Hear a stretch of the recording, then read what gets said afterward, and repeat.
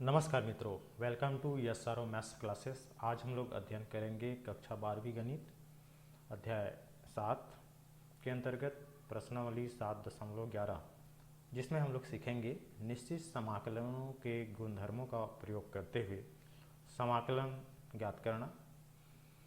तो सबसे पहले हम देखते हैं कि निश्चित समाकलनों के कुछ गुणधर्म क्या होते हैं। तो पहला गुणधर्म कहता है कि integration of A to B F x D x is equal to integration of A to B F T D T. मतलब x जो चर है उसको हम लोग एक दूसरे चर t में परिवर्तित कर देते हैं तो उस निश्चित समाकलन का मान अपरिवर्तित रहता है। मतलब एक चर को हम दूसरे चर में परिवर्तित कर सकते हैं उसके लिमिट्स को बिना चेंज करे। उसके बाद हमारे पास दूसरा गुणधर्म कहता है property number 2, integration of A to B F x D x is equal to minus integration of B to A F x D X. मतलब हम इसके अपर लिमिट और लोअर लिमिट को इंटरचेंज कर दें तो वो माइनस चिन्ह के साथ उस फलन के समाकलन के बराबर होता है। उसके बाद है हमारा, यदि ये दोनों अपर लिमिट और लोअर लिमिट बराबर हो जाए तो उसका मान हमेशा शून्य प्राप्त होता है। उसके बाद है निश्चित समाकलनों के गुणधर्म नंबर 2। तो इसमें है a to B F x D x is equal to A to c f x D x plus c to B F x D x के रूप में इसको लिखा जा सकता है। मतलब हमारे पास एक अंतराल है ए बी, तो उसको उसके बीच एक मध्य बिंदु या अन्य बिंदु लेकर हम मान लो ए बी हमारे पास पहले एक वास्तविक संख्याएं की संख्या रेखा पर अंतराल है, तो उसके बीच में सी एक बिंदु लेकर इस अंतराल जो है उसको विभाजित करके हम a to c f x D x plus c to B F x D x के रूप में भी लिख सकते हैं। उसके बाद है प्रगुण नंबर 3। तो A B F x D x is equal to A to B F A plus B minus x D X लिखा जा सकता है। और प्रगुण नंबर 4 कहता है कि यदि integration 0 to A F x D x is equal to integration of 0 to A F A minus x D X भी इसको लिख सकते हैं। प्रगुण नंबर 5 के अनुसार यदि 0 to 2a F x D X है तो 0 to A F x D X है ना plus 0 to A F two A minus x D X लिखा जा सकता है। उसके बाद है प्रगुण नंबर 6। तो 0 to 2a F x D X equal to 2 into 0 to A F x D X, जहाँ पे F two A minus X equal to F x, और यदि 0 इसके बराबर 0 होगा यदि F two A minus X equal to F X प्राप्त हो। प्रगुण नंबर 7 हमारे पास है integration minus A to A F x D x is equal to 2 into 0 to F x D X. यदि एफ एक समफलन है, समफलन किसे कहते हैं, तो यदि एक्स फलन में एक्स के जगह माइनस एक्स रखा जाए तो यदि वह फलन का चिन्ह अपरिवर्तित रहता है तो वो समफलन है। यदि एक्स की जगह माइनस एक्स रखा जाए तो फलन ऋणात्मक हो जाए तो वह फलन विषम फलन कहलाता है। तो यदि समफलन होगा तो 2 into 0 to F x D X होगा, और यदि ये विषम फलन है तो उसका मान 0 प्राप्त होता है। इस प्रकार आपका ये P0 से P7 तक 7 प्रगुण है, और इस प्रगुण का उपयोग करते हुए हमको सवाल बनाना है। तो चलिए बनाते हैं। तो हमको पहला सवाल में जैसे कि दिया गया है 0 to integration of 0 to pi by 2 cos square x D x. तो इसको हमको चले बनाते हैं सवाल। तो माना I बराबर integration of 0 to pi by 2 cos square x D x. इसलिए I बराबर 0 टू पाई बाई 2, इसको ऐसा लिख सकते हैं कॉस एक्स का स्क्वायर डी एक्स। तो इसके बराबर हो जाएगा 0 टू पाई बाई 2 है ना cos pi by 2 minus x D x.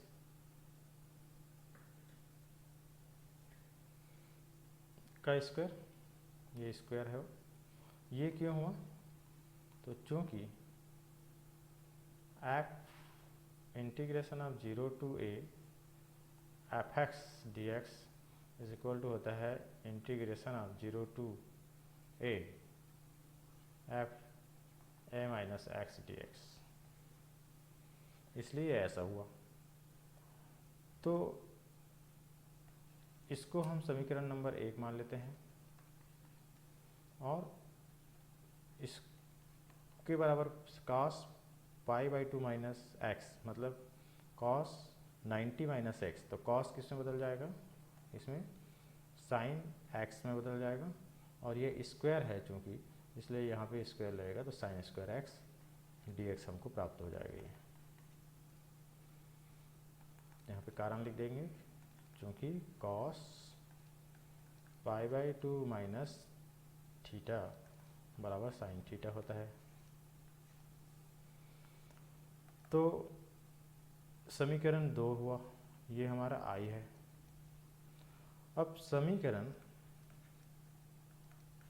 1 व 2 को जोड़ने पर इस टाइप से जितने भी सवाल रहते हैं उसको हम ऐसा ही बनाते हैं, और एक जो समीकरण 1 और 2 है उसको हम जोड़ देते हैं।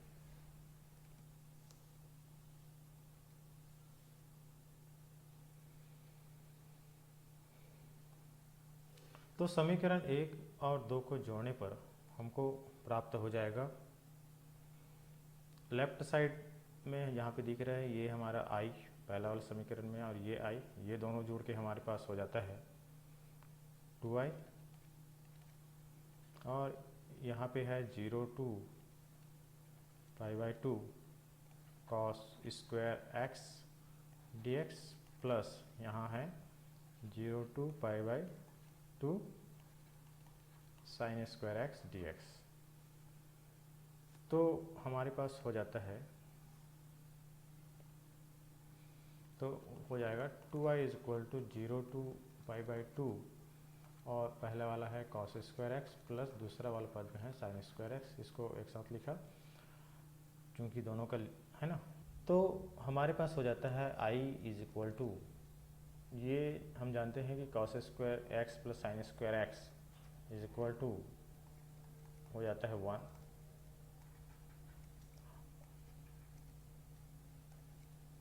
तो i इज इक्वल टू हो जाएगा हमारे पास 2i इज इक्वल टू हो जाता है। हम जानते हैं कि 1 का समाकलन x होता है, और 0 टू पाई बाई 2 इसका समाकलन का अपर लिमिट और लोअर लिमिट है। तो यहाँ पे देखते हैं कि पाई बाई 2 रखते हैं पहले, तो ये हो जाता है पाई बाई 2 माइनस ये 0 रखने से 0 हो जाएगा। तो हमारे पास 2i इज इक्वल टू हो जाएगा पाई बाई 2, इसलिए i बराबर हो जाता है पाई बाई 2 पहले से था, और ये 1 बाई 2 इधर से और आया है ना, 2 इधर से आया, तो ये हो जाता है पाई बाई 4। तो इसलिए हमारा i हो जाता है पाई बाई 4। इसके बाद है हमारे पास दूसरा सवाल, तो दूसरा सवाल में भी हमको वैसा ही बनाना है, तो चलिए देखते हैं। तो माना i बराबर 0 to pi by 2 under root sine x बटे under root sine x plus under root cos x D x, इसको हम समीकरण नंबर 1 नाम दे देते हैं। अब चूंकि integration of 0 to A F x D x बराबर integration of 0 to A F A minus x D x होता है ना। इसलिए हमारा i is equal to 0 to pi by 2 sine pi by 2 minus x बटे under root sine pi by 2 minus x plus under root cos pi by 2 minus x हो जाएगा। इसको हल किया तो हो जाता है 0 to π/2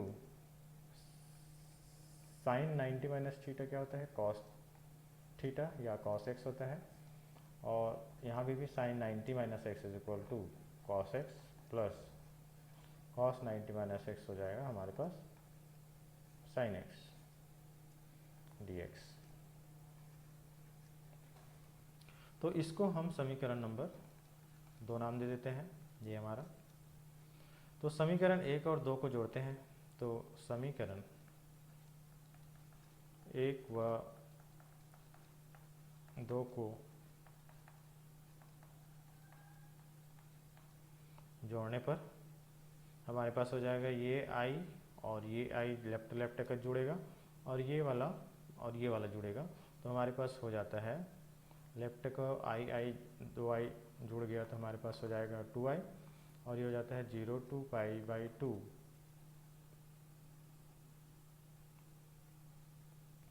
अंडर रूट हमारे पास साइन एक्स बटे under root sine x plus under root cos x dx plus 0 to π/2 under root cos x बटे under root cos x plus under root sine x dx। तो यहाँ पे देखते हैं कि यहाँ पे अपर लिमिट लोअर लिमिट दोनों समान है, और यहाँ पे ये नीचे का साइन एक्स और कॉस एक्स ये भी हमारे पास समान है, तो हम उसको एक साथ ऐसा लिख सकते हैं sine x plus under root cos X. और हम जानते हैं कि यदि भिन्नों का योग में हर समान दिखे तो हम अंश को जोड़ देते हैं, तो अंश को अपन जोड़ देंगे तो हमारे पास हो जाएगा sine x plus under root cos x dx।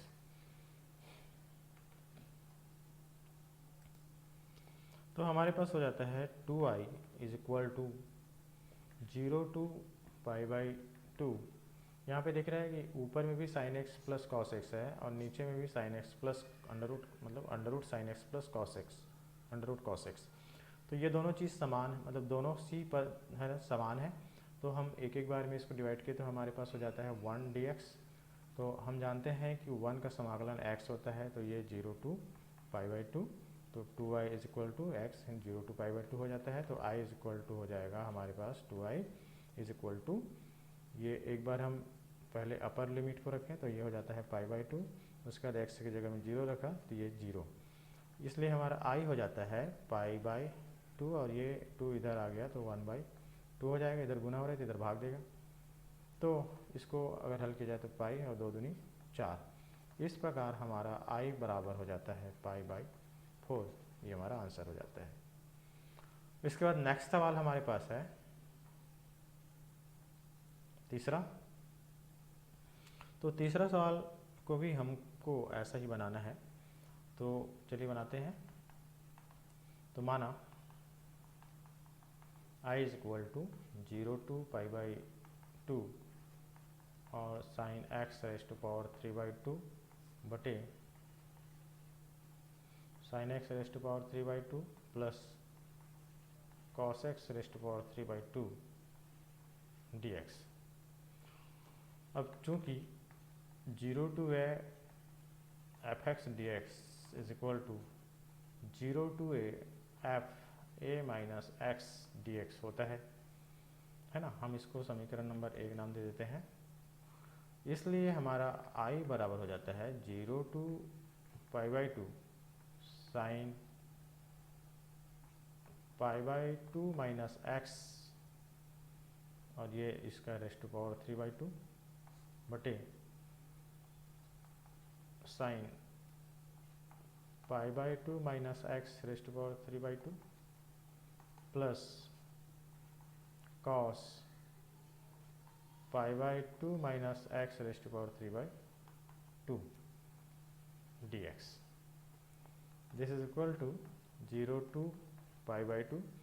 यहाँ पे देखते हैं कि साइन ये 3/2 इसका पूरे का हो अगर, तो sine 3/2 minus x is equal to हो जाएगा cos x raise to power 3/2 plus ये क्या हो जाएगा हमारा, ये भी हो जाएगा cos x raise to power 3/2 plus यहाँ पे हो जाएगा कॉस का, हमारे पास हो जाएगा sine x raised to power 3/2 dx। इसको हम समीकरण नंबर 2 मान लेते हैं। तो समीकरण 1 व 2 को जोड़ने पर हमारे पास हो जाएगा i और i जुड़ेगा तो हो जाता है 2i इज इक्वल टू, यहाँ पे ये 0 to π/2 0 to π/2 और sine x raised power 3/2 plus, यहाँ पे नीचे में देखते हैं या इसको एक बार अलग अलग भी लिख सकते हैं, तो हमारे पास हो जाएगा साइन एक्स रेस्ट पावर 3/2 बटे sine x raised power 3/2 plus cos x raised power 3/2 plus 0 to π/2 cos x raised power 3/2 बटे cos x raised power 3/2 plus sine x raised power 3/2 dx। तो यहाँ पे 0 to π/2 दोनों में है तो वो लिख लेते हैं, और यहाँ पे देखते हैं कि साइन एक्स रेस्ट पावर 3/2 और साइन एक्स रेस्ट पावर 3/2 और कॉस एक्स रेस्ट पावर 3/2 और कॉस एक्स रेस्ट पावर 3/2 ये दोनों पदों में है, तो हम इसको एक बार लिख लेते हैं sine x raised power 3/2 plus cos x raised power 3/2। और ऊपर में यहाँ पे देखते हैं कि यहाँ पे हमारे पास है sign x raised power 3/2 plus, क्योंकि हर समान है इसलिए ऊपर अंश को हम जोड़ देंगे तो cos x raised power 3/2 dx। तो यहाँ पे देखते हैं कि ये साइन एक्स 3/2 ये दोनों ऊपर और नीचे समान है, तो ये हमारा हो जाता है इंटीग्रेशन ऑफ 0 to π/2 और 1 dx this is equal to 2i। तो हमारे पास हो जाता है 2i is equal to 0 to π/2 और यहाँ पे 1 dx इज इक्वल टू, इसका समाकलन किया जाए तो हो जाता है x 0 to π/2, इसलिए 2i इज इक्वल टू हो जाता है, यहाँ पे पहले π/2 रखा उसके बाद 0 रखा तो 0, तो हमारे पास हो जाएगा 2i इज इक्वल टू π/2। तो i इज इक्वल टू हो जाएगा, ये 2 इधर नीचे आ जाएगा 1/2 हो जाएगा और ये π/2 तो कितना हो जाएगा π/2 दूनी 4, तो i हमारा π/4 हमारा आंसर हो जाता है। इसके बाद है अगला सवाल।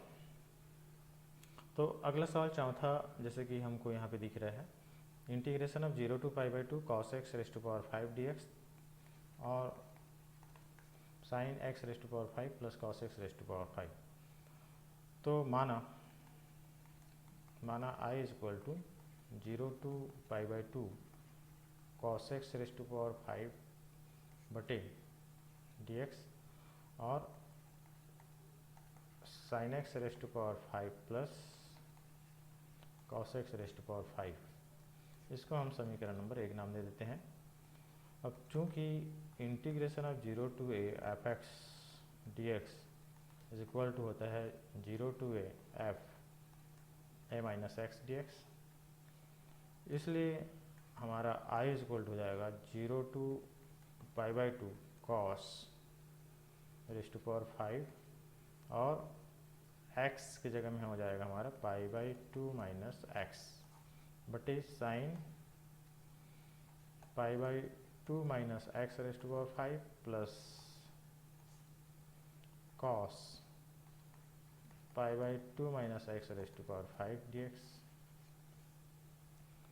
This is equal to 0 to π/2, यहाँ पे cos 90 माइनस थीटा जैसे होता है तो cos किस में बदलता है तो साइन में बदल जाता है, तो sine x raised to power 5 हो जाएगा और ये हो जाता है साइन का cos x raised to power 5 plus cos का sine x raised to power 5 dx।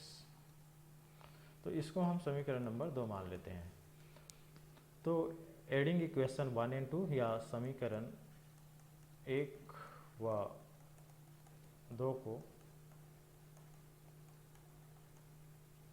जोड़ने पर, तो जैसे ही जोड़ेंगे तो हमारे पास लेफ्ट को लेफ्ट में जोड़ें तो ये i प्लस आई हो जाता है 2i, और इसको हम ऐसा लिख सकते हैं 0 to π/2 cos x raise to power 5 बटे sin x raise to power 5 plus cos x raise to power 5 plus 0 to π/2 sin x raise to power 5 बटे cos x raise to power 5 plus sin x raise to power 5 dx। तो हमारे पास 2i is equal to हो जाएगा 0 to π/2। यहाँ पे देख रहे हैं कि यहाँ पे जो हर है वो दोनों में समान है, sin x raise to power 5 और sin x raise to power 5 plus cos x raise to power 5, तो दोनों इक्वल है, इसलिए हम अंश को क्या करेंगे, जोड़ देंगे।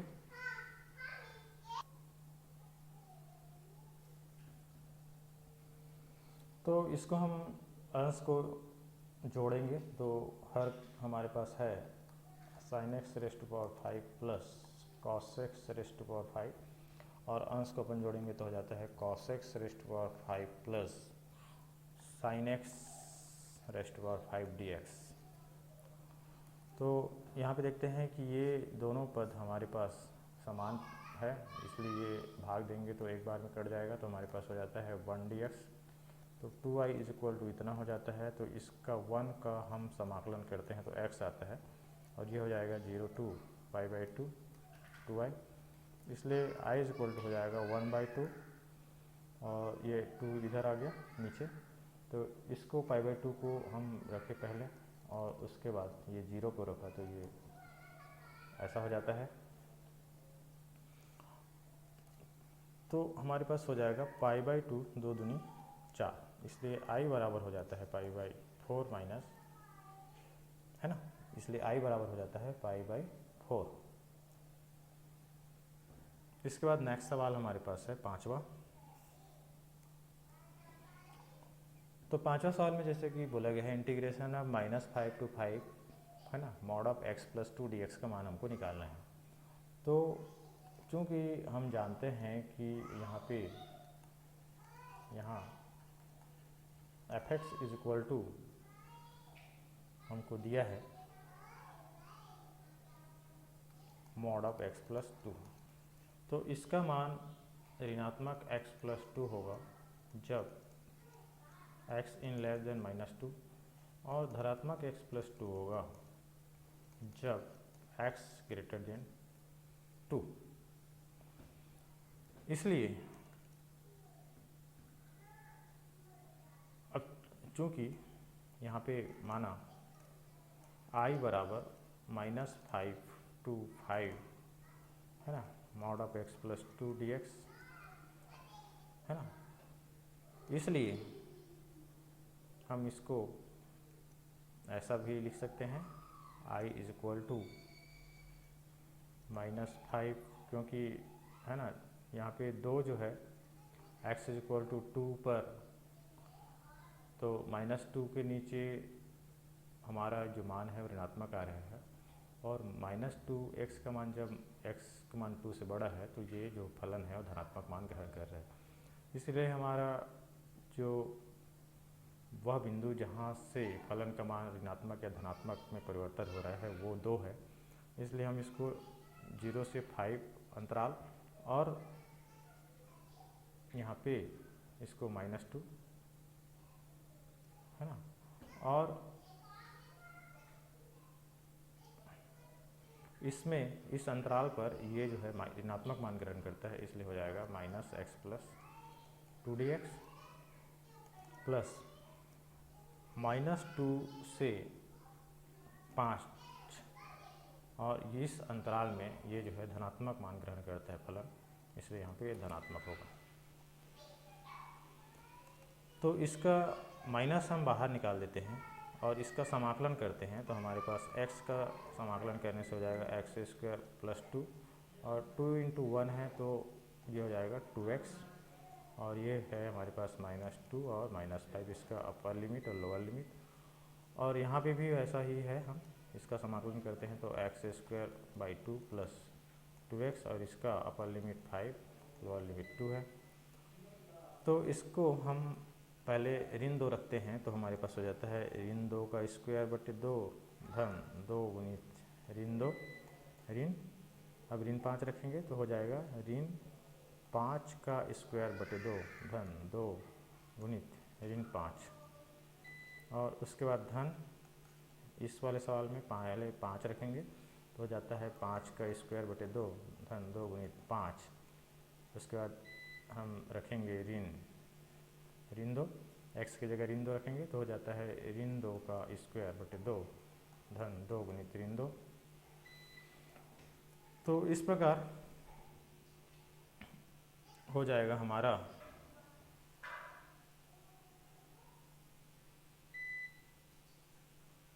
तो ये ऋण 2 का स्क्वायर बटे 2 मतलब कितना हो जाएगा हमारे पास, ऋण 2 का स्क्वायर है ना, तो 2 दूनी 4 बटे 2, और उसके बाद हो जाता है ये 2 और ऋण 2 का गुना हुआ तो हो जाता है ऋण 4, इसके बाद ये माइनस, और ये 5 पंचे 25 बटे 2 ऋण 10,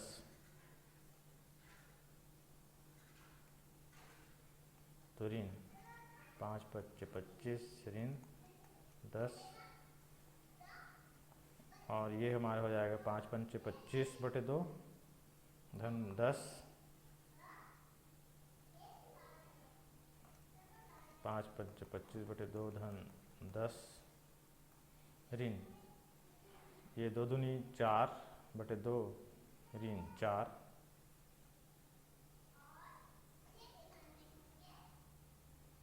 चार बटे 2 ऋण 4। तो इसमें देखते हैं कि 2 एकम 2, 2 दूनी 4 हो जाता है, और इसका ऋण के साथ गुना किया तो ये हो जाता है ऋण 2, और ऋण धन 4 है ना, और ये 25 में 10 घटाया तो 15 होता है,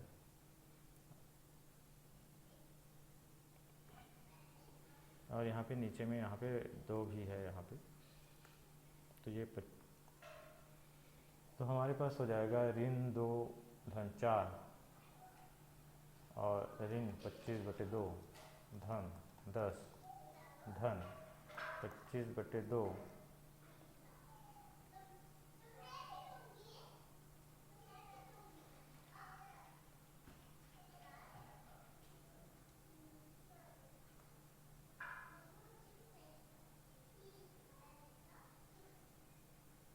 तो यहाँ पे ये ऋण है, तो देखते हैं यहाँ पे ये ऋण और धन का गुना ऋण हुआ, ऋण का गुना धन हुआ, ऋण का गुना धन हुआ, और यहाँ पे ऋण धन, और ये हो जाता है ऋण। तो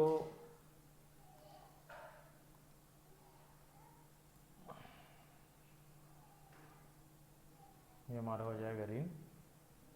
अब यहाँ पे देखते हैं 25 बटे 2 धन 10 और ऋण 2 एकम 2, 2 दूनी 4 और ऋण धन 4। तो यहाँ पे देखते हैं कि ये जो है हमारे पास 4 में 2 को घटाया तो 2, और ये ऋण और धन वाला कैंसिल हो गया। 25 बटे 2 25 बटे 2 को जोड़ा, और यहाँ से 4 और 2 ये और 2 है, और ये 25, तो 25 4 हो जाता है 29। तो ये हमारा आई जो है आंसर है हमारा, इस प्रकार से ये आंसर प्राप्त होता है।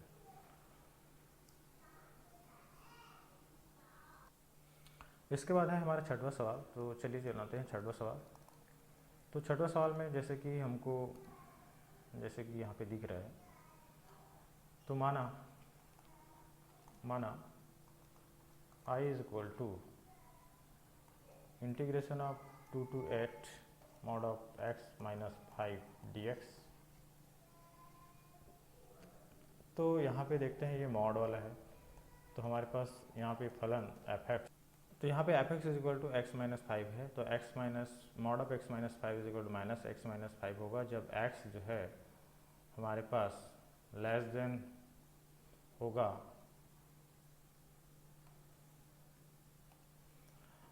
लेस देन 5 और x माइनस 5 धनात्मक होगा यदि x ग्रेटर देन 5।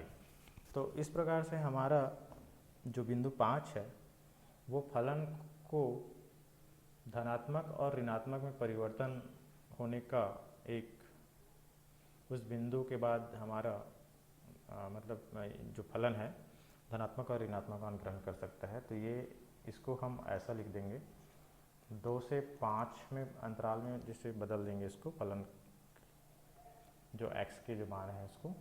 तो हमारे पास हो जाएगा जी ये 2 to 8 था उसको हम 2 to 5 और इस अंतराल पर है ना फलन जो है 5 से जब छोटा है तो ऋणात्मक मान ग्रहण करता है। तो ये हो जाएगा ऋण x माइनस 5 dx धन 5 से 8 और इस अंतराल में इसका मान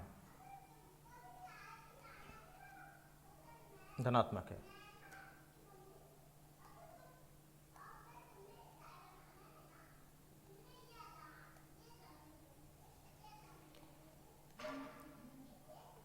तो इसको हम चलिए बनाते हैं। तो हमारे पास हो जाएगा माइनस x का समाकलन हो जाएगा x square by 2 minus 5x और इसका अंतराल है 2 to 5 प्लस यहाँ पे भी हो जाएगा x square by 2 minus 5x 5 to 8 इसका मान रखा तो हो जाता है हमारे पास x स्क्वायर है तो यहाँ पे 5 का रखा तो हो जाता है 5 का वर्ग बटे 2 ऋण 5 गुना 5 ऋण 2 रखा तो हो जाता है 2 का स्क्वायर बटे 2 ऋण 5 गुना 2। वैसा ही यहाँ पे हो जाएगा जब 8 रखेंगे तो 8 का स्क्वायर बटे 2 ऋण 5 गुना 8 ऋण 5 रखेंगे तो 5 पंचे 25 मतलब 5 का स्क्वायर और 5 गुना 5। तो इस प्रकार हमारा हो जाता है 5 पंचे 25 बटे 2 ऋण 5 पंचे 25 ऋण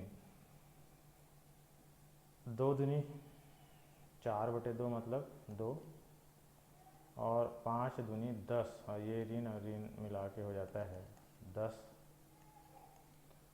धन 88 64 बटे 2 ऋण 8 पंचे 40 ऋण 5 पंचे 25 बटे 2 और ये ऋण और ऋण धन हो जाता है ये ऋण का गुना 5 पंचे 25। तो यहाँ पे देखते हैं हमारे पास सामने ऋण चिन्ह है इसलिए अंदर का चिन्ह बदल जाएगा और ये यहाँ पे हो जाता है बराबर ऋण 25 बटे 2 ऋण 25 25 बटे 2 ऋण 25 ऋण 2 धन 10। तो हमारे पास यहाँ है उसको पहले लिख लेते हैं ऋण 2 धन 10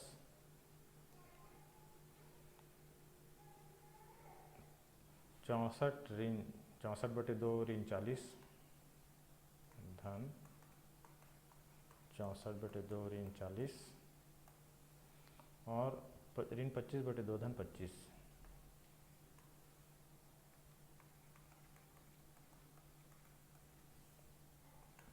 तो यहाँ पे देखते हैं हमारे पास हो जाता है तो 10 में हम 2 घटाते हैं तो ये सबसे पहले तो हो जाता है ऋण 25 बटे 2 और ये ऋण धन 25 और यहाँ पे 10 में 2 घटाया तो 8 धनात्मक 8 और ये हो जाता है ऋणात्मक 8 ये ऋण का गुना हो तो और ये 64 को 2 से भाग दिया तो हो जाएगा 32 और ये 40 है और ये 25 में 40 को घटाएंगे तो हमारे पास हो जाएगा 15 ऋण 15 और ये हो जाता है ऋण 25 बटा 2।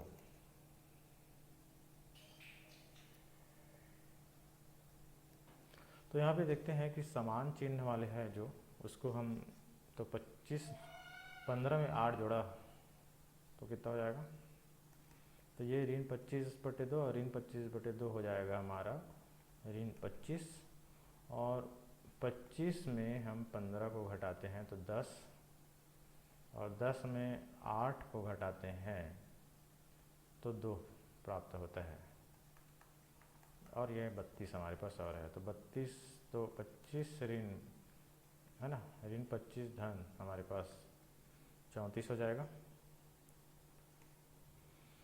तो 34 में 25 घटाया तो हमको प्राप्त होता है 9। तो ये हमारा आंसर है। इसके बाद हमारे पास अगला सवाल है, प्रश्न क्रमांक 7वां, जिसमें है 0 to 1x 1 - x raised to power n dx। तो चलिए बनाते हैं इसको। तो हमारे पास जो दिया है सवाल वो है 0 to 1x 1 - x raised to power n dx, और चूँकि हम जानते हैं कि इंटीग्रेशन ऑफ 0 to a है ना fx dx is equal to होता है 0 to a f a minus x dx।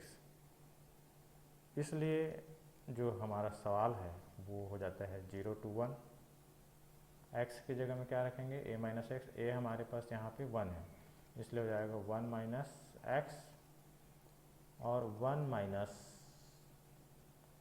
X की जगह में लिखेंगे 1 माइनस एक्स,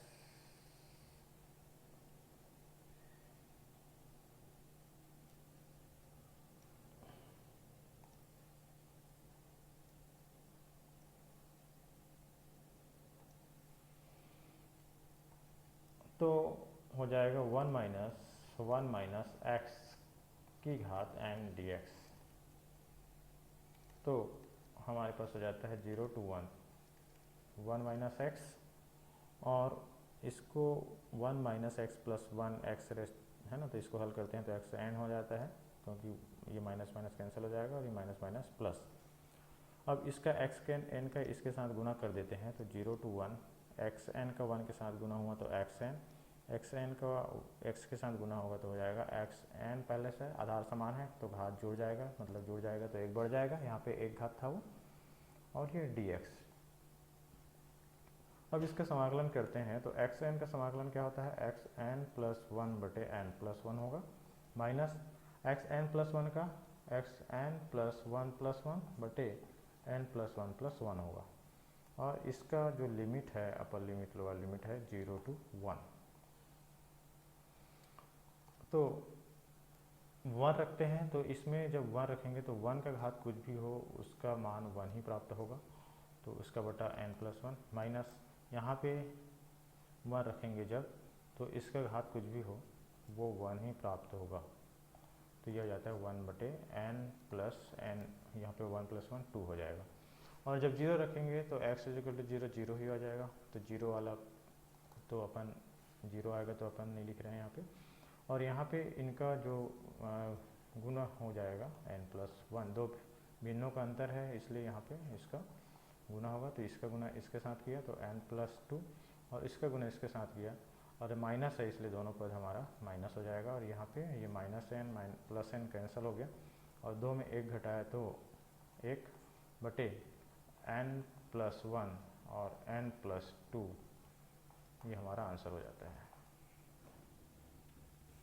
इसके बाद नेक्स्ट सवाल हमारे पास है 8वां। तो चलिए बनाते हैं 8वां सवाल। तो 8वां में जैसे कि हमको दिया हुआ है कि integration of 0 to π/4 log 1 plus tan x dx का मान हमको निकालना है। तो इसको हम माना I बराबर 0 to π/4 log 1 plus tan x dx। तो चूंकि हम जानते हैं कि 0 to a fx dx is equal to होता है 0 to a f a minus x dx, इसलिए यहाँ पे a कितना है π/4 है, इसलिए हमारा क्वेश्चन हो जाएगा 0 to π/4 log 1 plus tan π/4 minus x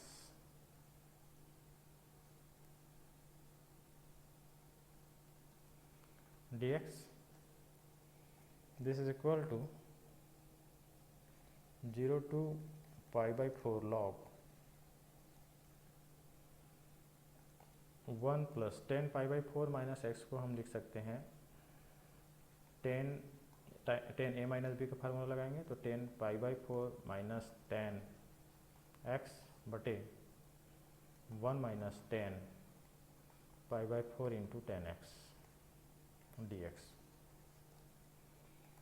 तो हमारे पास हो जाएगा 0 to π/4 log 1 प्लस 10 π/4 का मान होता है 1 माइनस 10x बटे 1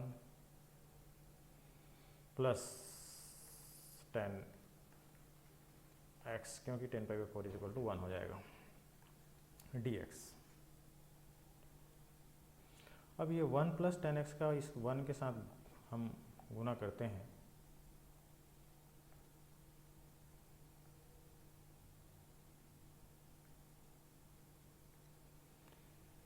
तो हमारे पास हो जाएगा 0 to π/4 log 1 plus 10x plus 1 minus 10x बटे 1 प्लस 10x dx।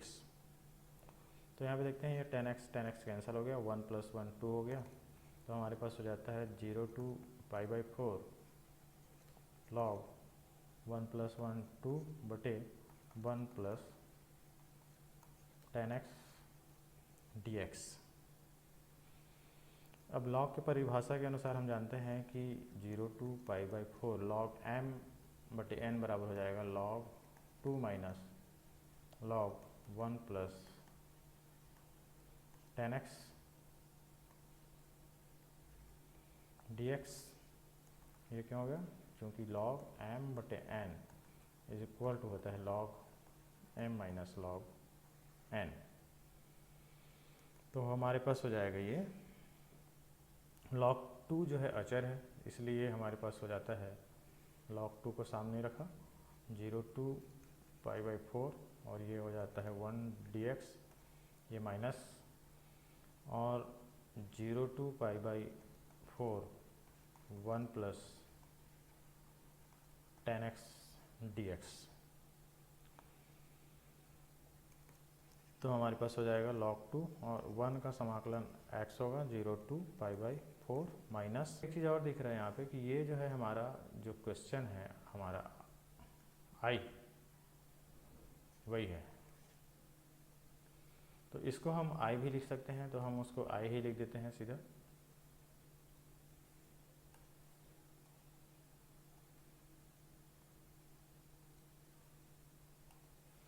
तो ये हो जाएगा हमारा i।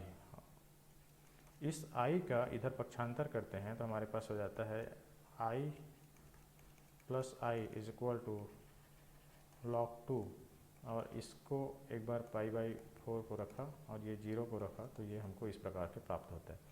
तो 2i इज इक्वल टू हो जाएगा log 2 इंटू π/4, इसलिए i इज इक्वल टू ये 2 का पक्षांतर किया तो हो जाता है 1/2 log 2।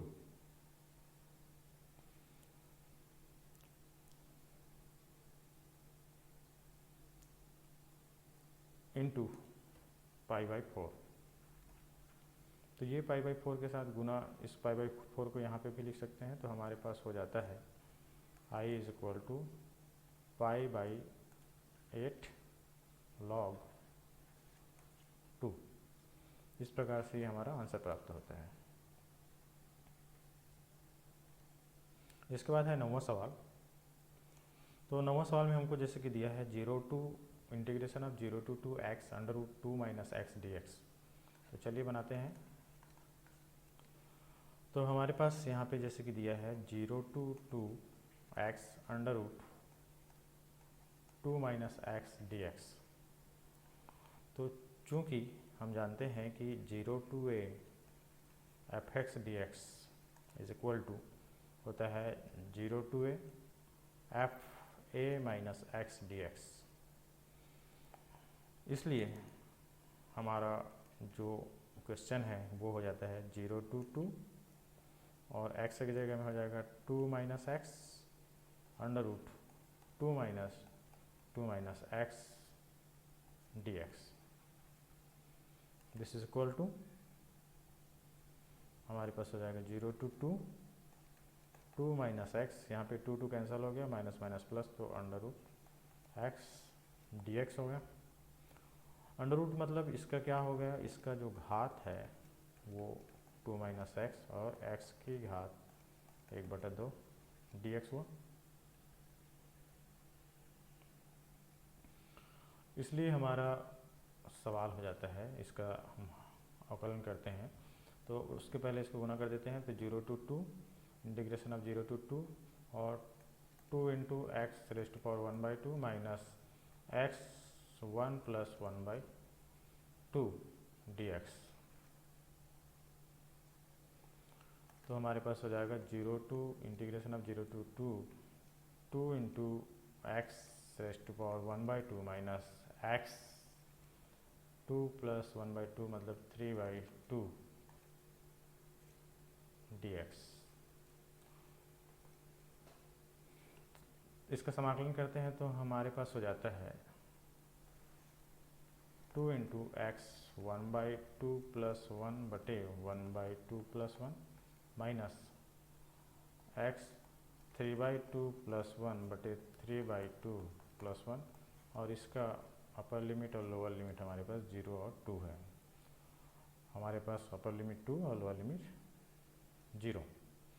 तो इसको हल करते हैं तो हमारे पास हो जाएगा 2 इंटू एक्स 3/2 माइनस एक्स 5/2 3 और 2 5/2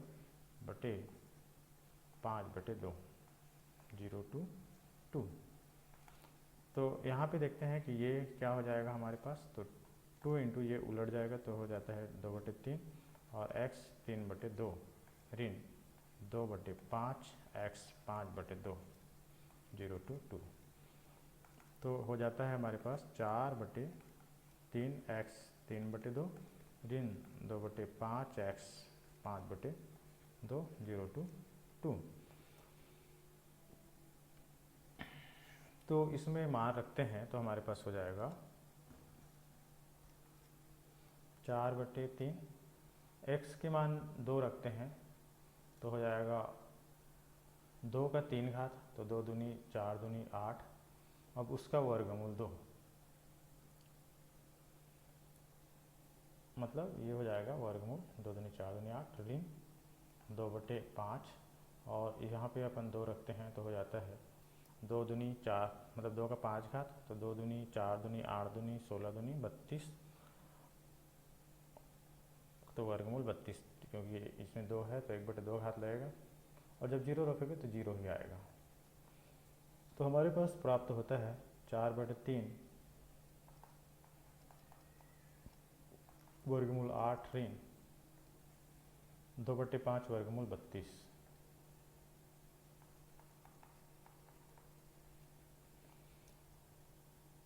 तो इसको हल करते हैं तो हमारे पास हो जाएगा, हम 8 को कैसे लिख सकते हैं, तो 2 दूनी 4 मतलब 2 चौक 8 और 2 दूनी 4, तो मतलब 2 वर्गमूल 2 लिख सकते हैं। तो हमारे पास हो जाएगा 4/3 और 2 वर्गमूल 2 ऋण 2/5। 32 को कैसे लिख सकते हैं,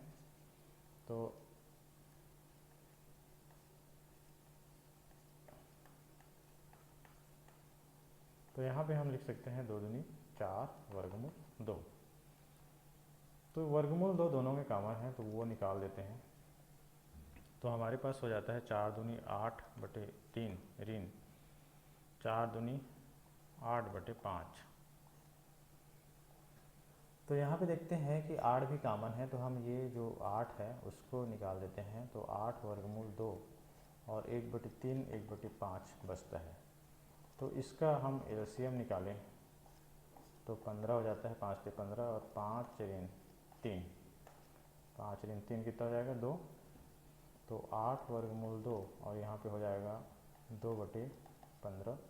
तो 8 दूनी, तो हमारे पास हो जाएगा 8 दूनी 16 वर्गमूल 2/15। तो हमारा आंसर कितना हो जाएगा, इसलिए आई बराबर हो जाता है 16 वर्गमूल 2/15। तो ये हमारा आंसर है। इसके बाद अगला सवाल हमारे पास है। इसके बाद अगला सवाल है हमारे पास प्रश्न क्रमांक 10वां।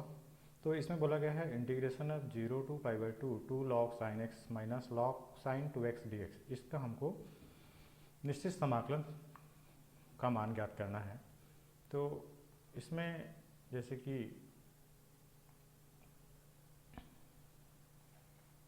तो चलिए बनाते हैं इसको। तो यहाँ पे हमको जैसे कि 10वां में दिया हुआ है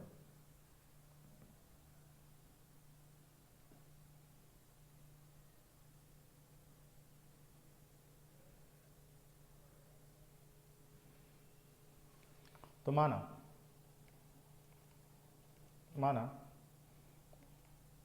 I is equal to 0 to π/2 2 log sin x minus log sin 2x और dx। तो I इज इक्वल टू हो जाता है 0 to, इसको हम समीकरण नंबर 1 नाम दे देते हैं। तो इसको ऐसा लिख सकते हैं 0 to π/2 2 log sin π/2 minus x minus log 2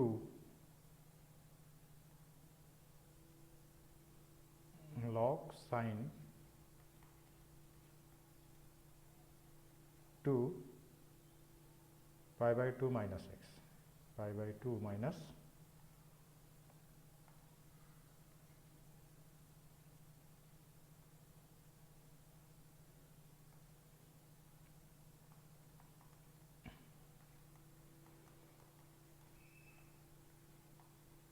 dx।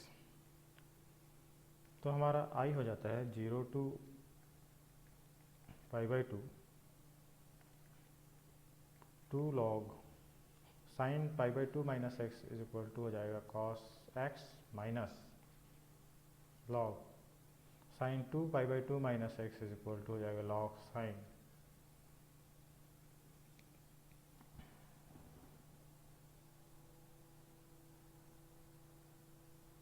2x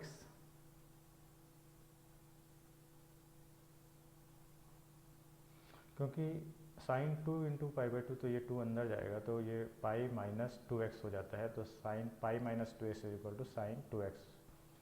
इस प्रकार से ये sin 2x हो जाएगा और ये dx। तो ये हमारा, इसको दूसरा समीकरण मान लेते हैं। तो समीकरण 1 व 2 को जोड़ने पर,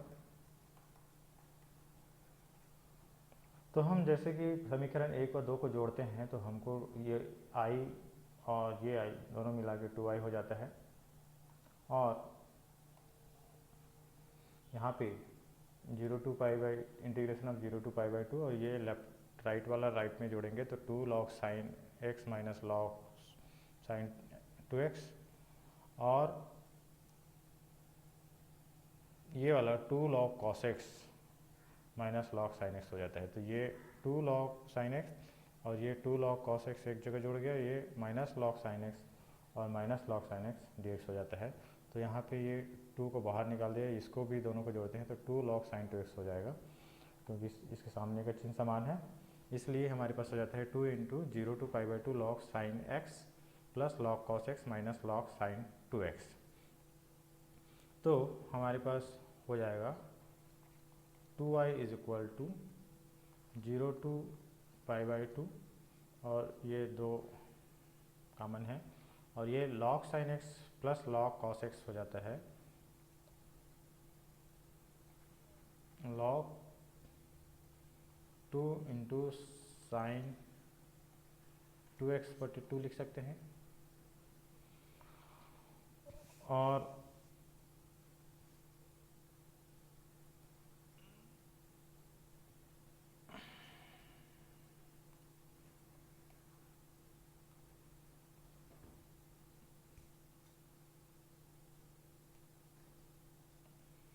इसको ऐसा लिख सकते हैं 2 sin x into cos x/2। ये नहीं था तो ऊपर नीचे दोनों में इसका भाग दे दिया। उसके बाद हो जाएगा minus log sine 2x minus log sine 2x dx।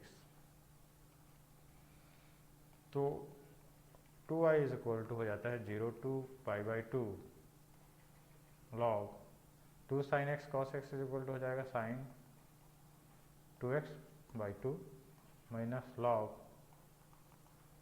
Sign 2x dx। तो यहाँ भी ये 2 कैंसिल हो गया, तो हमारे पास हो जाएगा i is equal to 0 to π/2। यहाँ पे log m minus log n is equal to हो जाएगा log m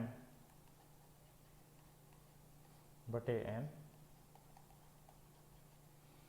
तो यहाँ पे देखते हैं कि ये दोनों सेम हैं तो कैंसिल हो गया, तो हमारे पास हो जाता है 0 to π/2 और log 1/2 dx। तो log 1/2 हमारा क्या है, कांस्टेंट है, वो हम बाहर निकाल देते हैं इसको। और यहाँ पे बचा सिर्फ 0 to π/2 dx, तो हो जाता है log 1/2 और इसका समाकलन करने से x मिला और x का 0 to π/2। तो इस प्रकार हमको i इज इक्वल टू हो जाएगा,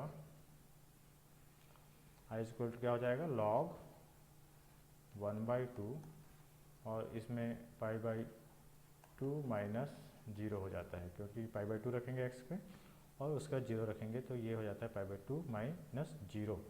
तो हमारा आंसर हो जाता है π/2 log 1/2, क्योंकि π/2 में 0 घटाएंगे तो हमको क्या मिलेगा, π/2 मिलेगा। तो ये हमारा क्या है, आंसर हो जाता है।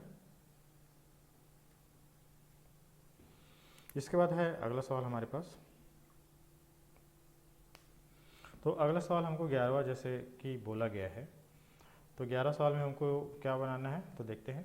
तो 11 सवाल में हमको जैसे कि दिया हुआ है, तो चलिए बनाते हैं 11वां सवाल। तो 11वां सवाल में हमको जैसे कि बोला गया है integration of -π/2 to π/2 sin x का स्क्वायर dx। तो चलिए इसको बनाते हैं। तो हमारे पास माना i is equal to -π/2 to π/2 sin x square dx। अब ये फलन हमारा समफलन है कि विषम फलन, उसको चेक करते हैं। तो यदि f minus x is equal to F x होता है, तब -a to a f x dx is equal to हो जाता है 2 into 0 to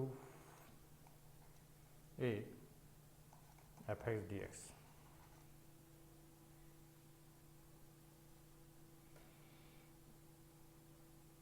तो यहाँ पर देखते हैं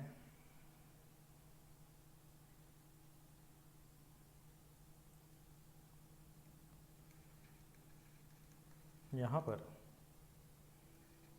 sine x square is equal to,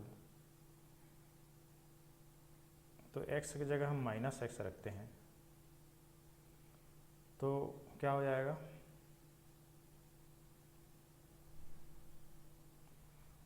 तो भाई ये माइनस साइन एक्स होता है और इसका स्क्वायर करने से हमको साइन स्क्वायर एक्स ही प्राप्त होता है। मतलब क्या हुआ, साइन एक्स का स्क्वायर समफलन है, क्योंकि f minus x is equal to हमको एफ एक्स मिलता है।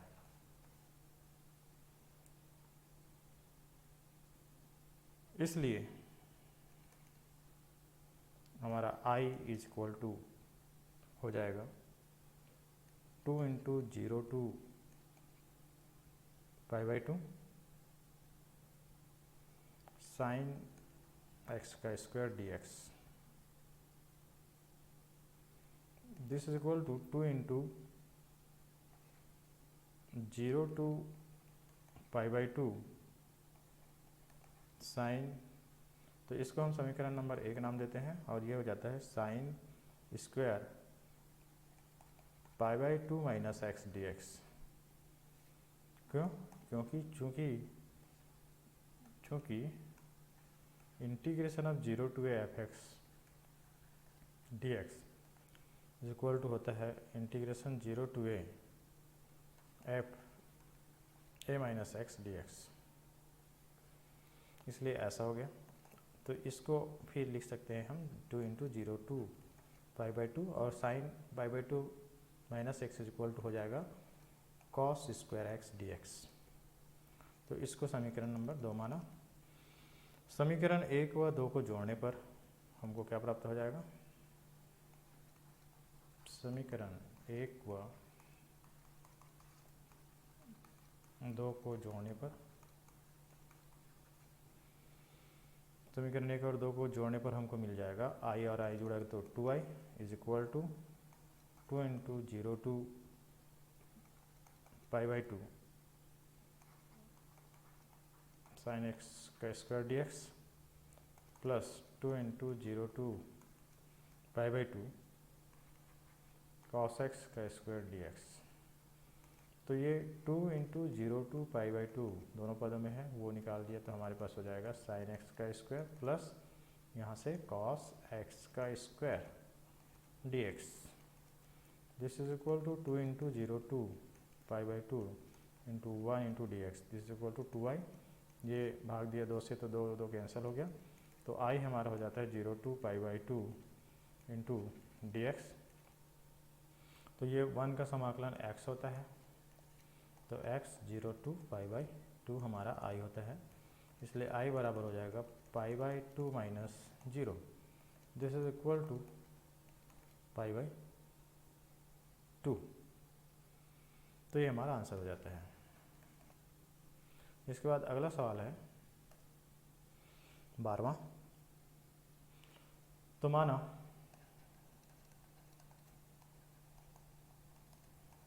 i बराबर 0 to pi x D x बटे 1 प्लस साइन एक्स। यहाँ पे देखते हैं कि अब चूँकि integration of 0 to F x D x is equal to होता है integration of 0 to f A minus x D x. इसलिए हमारा i हो जाता है 0 टू पाई x की जगह हम a तो हो जाएगा पाई माइनस एक्स बटे 1 plus sine pi minus x.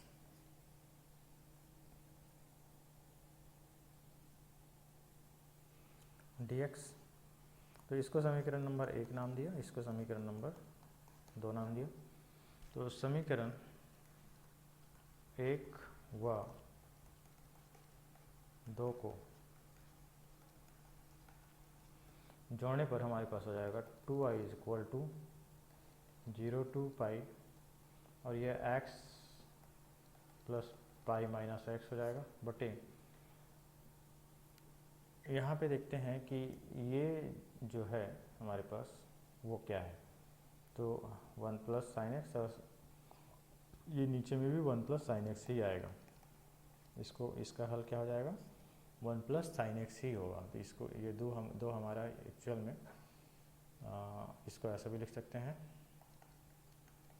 i is equal to 0 to pi by 0 to pi और पाई माइनस एक्स बटे 1 प्लस साइन एक्स, ये हमारा दूसरा है। तो यहाँ पे देखते हैं कि ये x कैंसिल हो गया,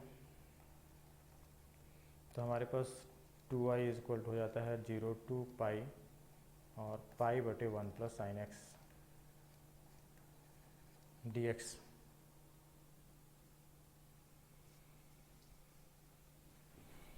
तो पाई हमारा अचर है, तो इसको बाहर निकाला तो हमारे पास हो जाएगा, पाई को हम बाहर निकालते हैं तो हमारे पास हो जाता है 2i is equal to pi 0 to pi और हमारे पास बचा dx बटे 1 प्लस साइन एक्स। अब हर का परिमेयकरण कर दिया, क्या किया, हर का परिमेयकरण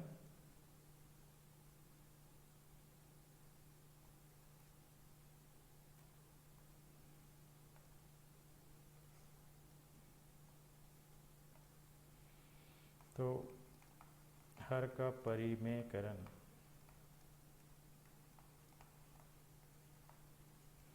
हमारे पास हो जाएगा 2i is equal to pi 0 to pi और 1/1 प्लस साइन एक्स में 1 minus sine x 1 minus sine x का गुना किया तो हमारे पास हो जाएगा पाई 0 टू पाई और ये 1 माइनस साइन एक्स बटे ए धन बी, ए ऋण बी का फार्मूला लगाया तो हो जाता है y a square minus b square d x. त्रिकोणमिति फार्मूला है हमारे पास कि a square minus b square is equal to होता है ए ऋण बी ए धन बी। तो हमारे पास हो जाएगा ये पाई इंटू 0 टू पाई और 1 माइनस साइन एक्स बटे 1 minus sine square x D x this equal to pi 0 to pi 1 minus sine x बटे 1 minus sine square theta this is equal to cos square theta d x. तो इसको अलग अलग तोड़ा तो हमारे पास हो जाता है 1 अपॉन कॉस स्क्वायर एक्स बटे साइन एक्स बटे cos x into cos x हो जाएगा, कॉस स्क्वायर एक्स है तो डी एक्स हो जाता है।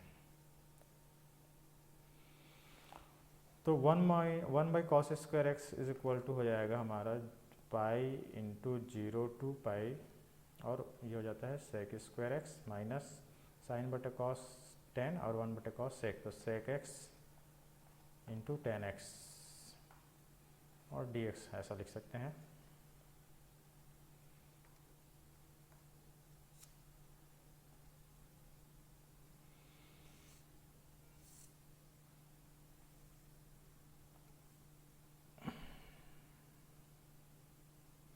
तो 2i इज इक्वल टू हमारे पास हो जाएगा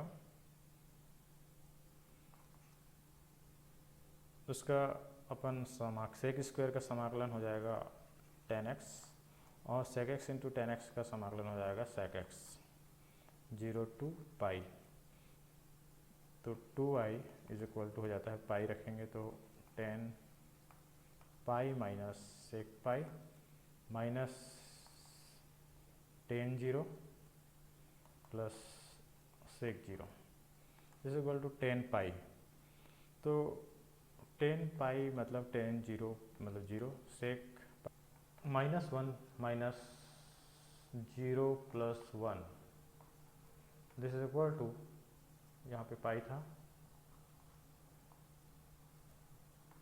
ये वाला पाई ये वाला, तो हमारे पास हो जाएगा ये पाई ये रहेगा तो पाई और 1 plus 1 this is equal to 2i। तो i is equal 2i is equal to हो जाएगा pi into 2 this is equal to 2 pi 2i is equal to 2 pi. तो i इज इक्वल टू हो जाता है ये 2 कैंसिल हो गया तो i इज इक्वल टू पाई हमारा आंसर हो जाता है। इसके बाद है 13वां सवाल।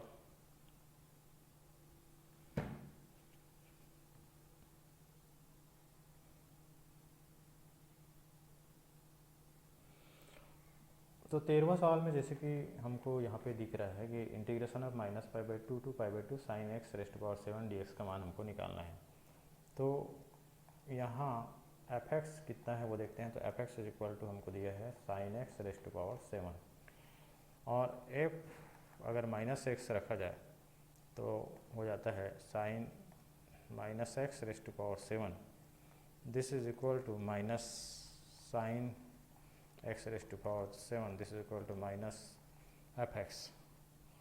अर्थात यहाँ पे f एक विषम फलन है, एक विषम फलन है, और जब भी विषम फलन होता है तो f इंटीग्रेशन ऑफ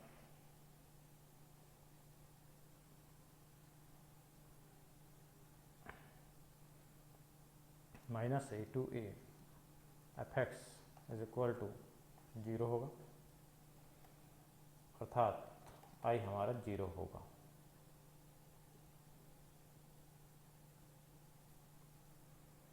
या बोल सकते हैं integration of minus pi by two to pi by two sine x raise to power 7 is equal to 0 होगा।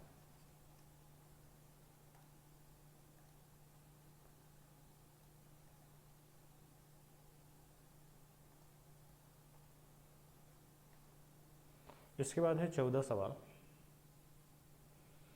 तो 14वां में हमको जैसे कि बोला गया है कि मानो आई बराबर 0 टू 2 पाई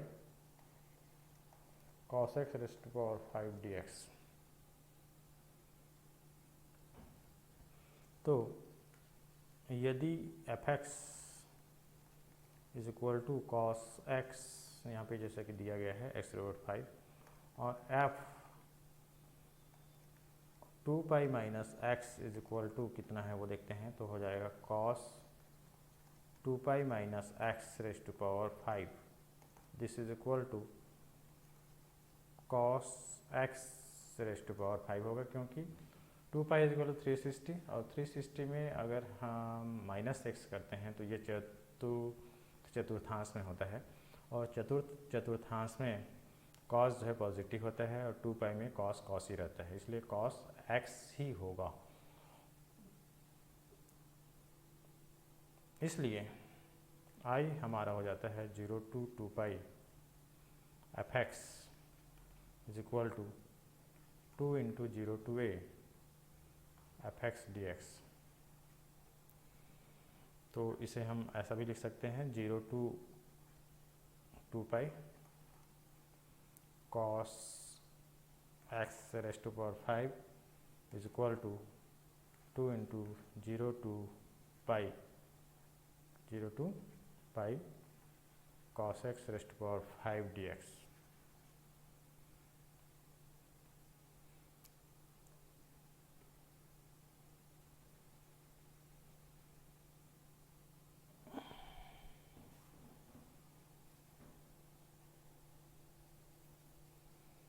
अब यहाँ पे देखते हैं कि एफ एक्स यहाँ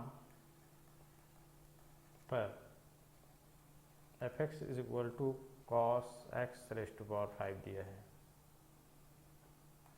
इसलिए f minus x is equal to देखते हैं तो हो जाता है cos x raise to power 5, this is equal to minus cos x raise to power 5, this is equal to minus f x. इसलिए एफ एक्स विषम फलन है,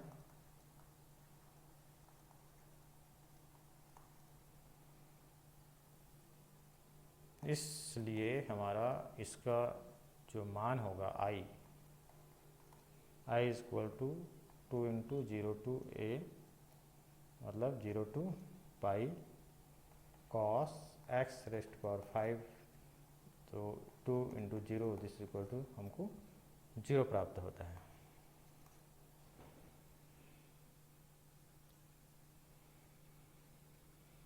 उसके बाद है 15 नंबर सवाल। तो 15 में हमको जैसे कि दिया है, तो माना i is equal to 0 to pi by 2 sine x minus cos x बटे 1 plus sine x into cos x D x. इसको हम समीकरण 1 नाम दिया। This is equal to 0 to pi by 2, इसको लिख सकते हैं साइन पाई/2 माइनस एक्स माइनस, है ना,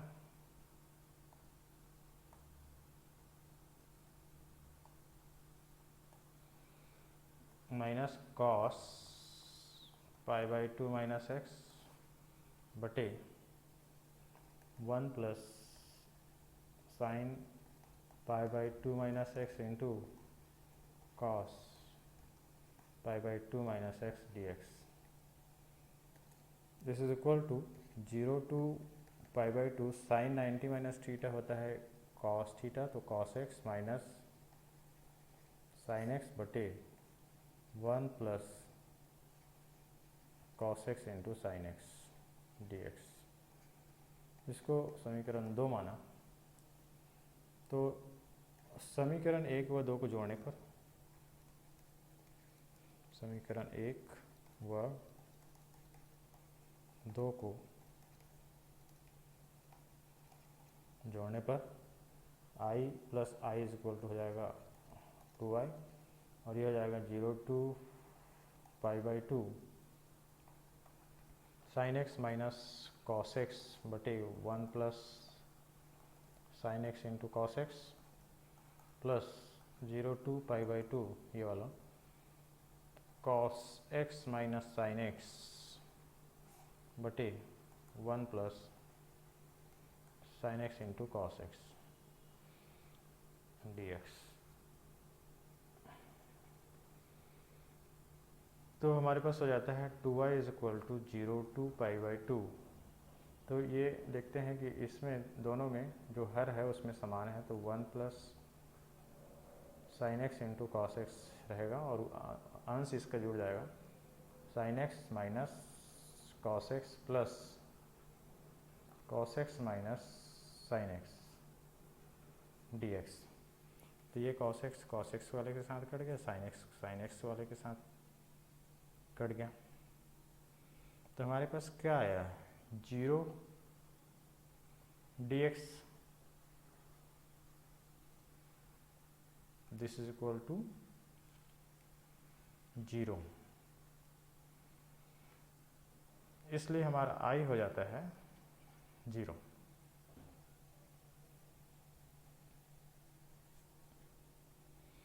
इसके बाद अगला सवाल है हमारे पास 16।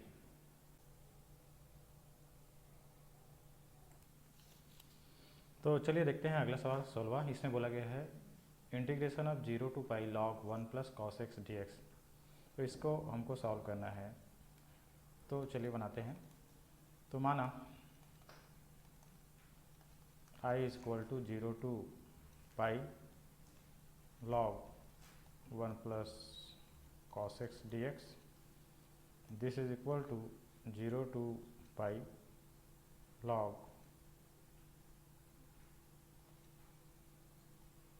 1 plus cos pi minus x dx। this is ये क्यों हुआ, क्योंकि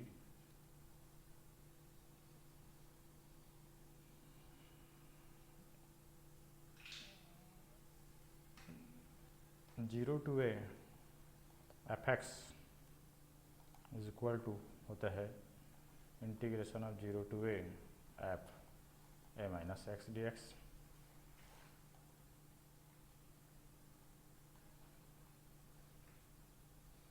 तो इसके बराबर हमको मिल जाएगा 0 to pi log 1 plus pi minus x, मतलब दूसरा चतुर्थांश में हमारा कॉस ऋणात्मक होता है और पाई जब रहता है तो कॉस कॉस ही रहेगा। तो ये हमारा हो जाएगा minus cos x D x. इसको समीकरण नंबर 1 नाम दिया, इसको समीकरण नंबर 2 नाम दिया, और समीकरण 1 व 2 को जोड़ने पर हमारा हो जाएगा 2i is equal to integration 0 to pi log 1 plus cos x plus 0 to pi, ये दूसरा वाला का हो जाएगा log 1 minus cos x D x. This is equal to 0 to pi, और यहाँ पे दिख रहा है कि 0 टू पाई दोनों में है, इसलिए एक साथ लिख सकते हैं। इसको हो जाएगा log 1 plus cos x plus log 1 minus cos x D x.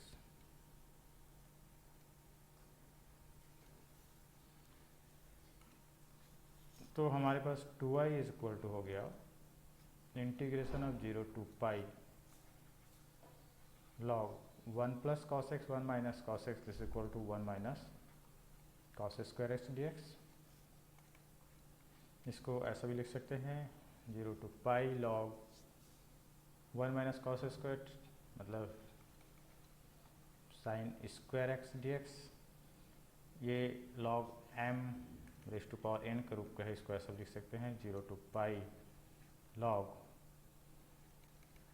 Sign x D x, क्योंकि log m raise to power n is equal to होता है n log m, तो यहाँ पे घात जो है सामने आ जाएगा।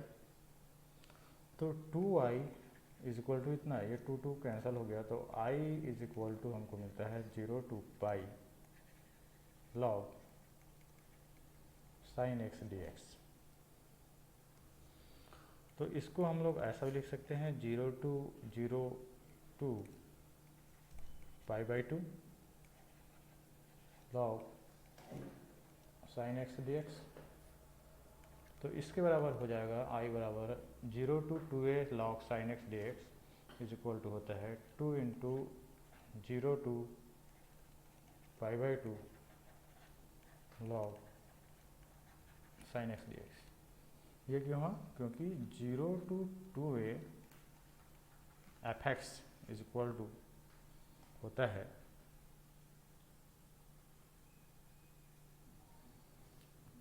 2 into 0 to a f x D x. ये इसलिए हुआ ऐसा। तो इसको जो हमारा i is equal to 2 into 0 to pi by 2 log sine x D x मिला।